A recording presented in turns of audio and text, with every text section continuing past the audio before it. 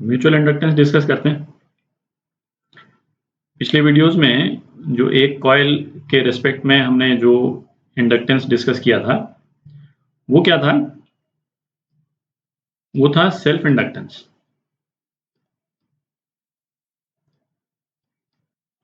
तो क्या मतलब निकला कि इसी कॉइल में पास होने वाले करंट के कारण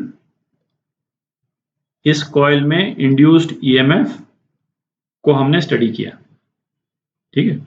या फिर इसी कॉइल में पास होने वाले करंट के कारण इस कॉइल में जो मैग्नेटिक फ्लक्स लिंक हुआ उसको अपन ने स्टडी किया, ठीक है? जो सेल्फ इंडक्टेंस के जो दो रिलेशन अपन ने निकाले थे, क्या रिलेशन थे? एक तो था L इज इक्वल टू, और सेल्फ इंडक्टेंस को हम L से डिनोट करते हैं, L is equal to N phi B upon I। एक तो ये रिलेशन था, और दूसरा रिलेशन क्या था? ईएमएफ इंड्यूस्ड उस कॉइल में, ये किसके बराबर था? अभी मैग्नीट्यूड की बात कर रहे हैं, L di बाई dt, ठीक है? तो जैसे ऊपर वाला रिलेशन यदि हम देखें तो ये बेसिकली क्या बोल रहा है? इंडक्टेंस क्या है कि उसी कॉइल में ये करंट तो इसी कॉइल में पास कर रहा है, उसी कॉइल में आई करंट पास होने के कारण जो है पर यूनिट करंट कितना मैग्नेटिक फ्लक्स लिंक हुआ कॉइल से, ठीक है? लंबे लैंग्वेज में बोलूं तो मतलब इसका, इस इक्वेशन का ये मतलब निकला, ठीक है? और इस इक्वेशन का क्या मतलब निकला कि इसी कॉइल में करंट के कारण, है ना, सेम कॉइल में करंट के कारण सेम कॉइल में ईएमएफ कितना इंड्यूस हुआ, है ना? अपोजिट डायरेक्शन में इंड्यूस होगा ईएमएफ, क्योंकि इस करंट को अपोज करेगा तो ईएमएफ जो है इस डायरेक्शन में इंड्यूस होता है ना? और उसका मैग्नीट्यूड जो है वो इस तरह से होता है। तो ये तो था सेल्फ इंडक्टेंस, ठीक है? अब म्यूचुअल इंडक्टेंस देखते हैं। अब यहाँ पे क्या, अपन ने दो कॉइल ले ली, दोनों कॉइल का स्ट्रक्चर डिफरेंट है, लेकिन इनका एरिया डिफरेंट होगा। इसको सपोज पहला कॉइल बोल देते हैं और इसको सेकंड कॉइल बोल देते हैं, ठीक है? इस कॉइल में number of turns suppose N1 है, इस कॉइल में नंबर ऑफ टर्न्स जो है N2 है। अच्छा, केवल N1 N2 का डिफरेंस कोई जरूरी नहीं है, है ना? उसका एरिया भी डिफरेंट हो सकता है, बाकी स्ट्रक्चर भी डिफरेंट हो सकता है, ठीक है? अब देखें जरा कि हमने इस वाले कॉइल में, पहला वाला जो कॉइल है उसमें हमने करंट पास किया I, सेकंड कॉइल में हमने कुछ भी नहीं किया, ठीक है? तो अब हम M21 इसको डिफाइन कर रहे हैं। तो किस तरह से डिफाइन कर रहे हैं? म्यूचुअल इंडक्टेंस, इसको ध्यान से देखिएगा, mutual inductance of coil 2 with respect to coil 1, और एक और तरह से हम लिखना चाहें, due to current in coil 1। तो बेसिकली अब जो है वो करंट जो है वो कॉइल 1 का हो गया, और जो ईएमएफ हम स्टडी करेंगे, जो I1 का इम्पैक्ट हम सेल्फ इंडक्टेंस में तो इसी कॉइल पे हम डिस्कस करते थे, अब हम I1 का इम्पैक्ट इस वाले सेकंड कॉइल पे क्या पड़ेगा, है ना, उसको डिस्कस करेंगे, और उसके अकॉर्डिंग जो है वो हम म्यूचुअल इंडक्टेंस को डिफाइन करेंगे, ठीक है? तो अब क्या होगा, जैसे इसमें करंट पास किया और करंट जो है वेरी करना शुरू किया, ठीक है?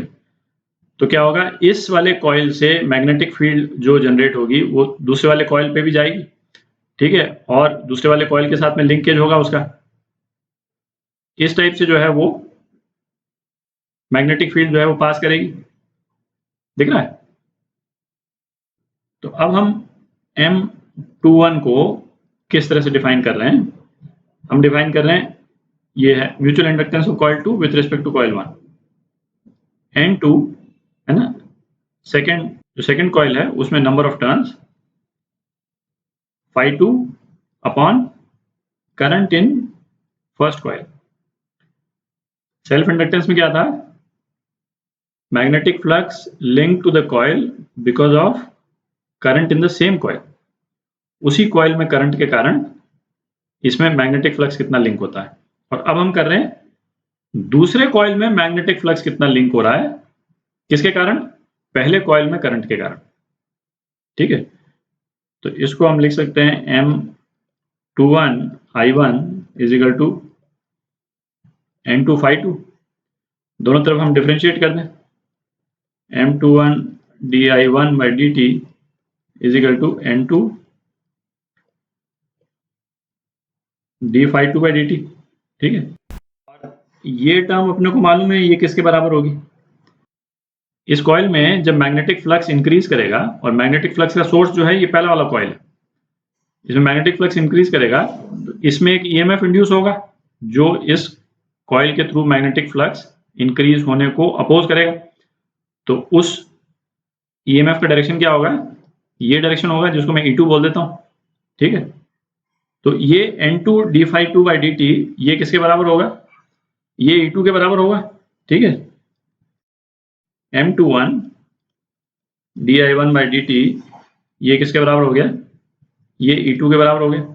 ठीक है, अच्छा ये तो मैग्नीट्यूड हुआ उसका, और जैसे सेल्फ इंडक्टेंस के केस में था, ये चूंकि अपोज करता है ये E2, तो यहाँ पे एक नेगेटिव साइन हम लगाते हैं।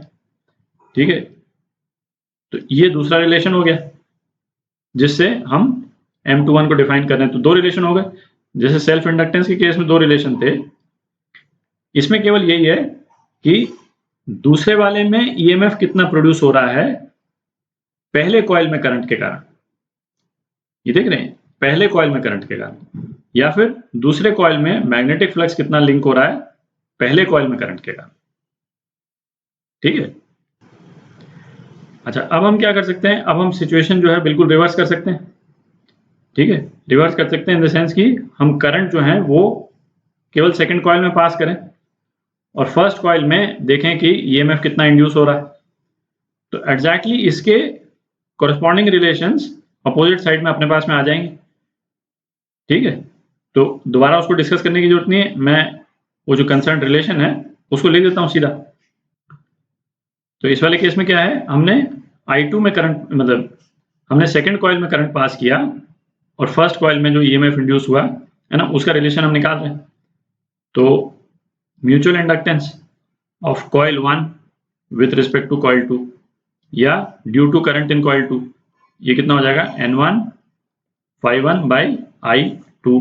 एक रिलेशन तो ये हो गया।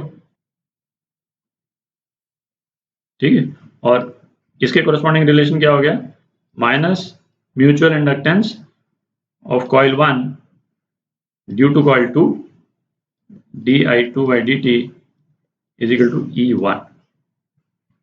ठीक है, ये दूसरा रिलेशन हो गया। अच्छा, इसमें एक इंटरेस्टिंग चीज क्या है कि M21 जो है वो M12 के बराबर होता है। ठीक है, तो ये काफी इंटरेस्टिंग रिलेशन है। ठीक है, कि कॉइल हो सकते हैं एंटायरली डिफरेंट हो, इस वाले कॉइल में हो सकता है केवल एक ही टर्न हो, जो सेकंड कॉइल है उसमें हो सकता है 100 टर्न्स हो। ठीक है, बट जो म्यूचुअल इंडक्टेंस जो होगा उसकी वैल्यू बिल्कुल सेम होगी। ठीक, तो अब इस वाले रिजल्ट को हम यूज करेंगे जब म्यूचुअल इंडक्टेंस निकालेंगे दो कॉइल्स का। ठीक है, तो उसमें बेसिकली मतलब ये होगा कि कई केसेस में आपको ये कैलकुलेट करना ज़्यादा आसान होगा और ये कैलकुलेट करना ज़्यादा मुश्किल होगा कि मतलब एक कॉइल का जो फ्लक्स दूसरे के साथ लिंक जो हो रहा है, तो दूसरे का फ्लक्स निकालना ज़्यादा आसान होगा कुछ केसेस में, और कुछ केसेस में पहले वाले का निकालना ज़्यादा आसान होगा।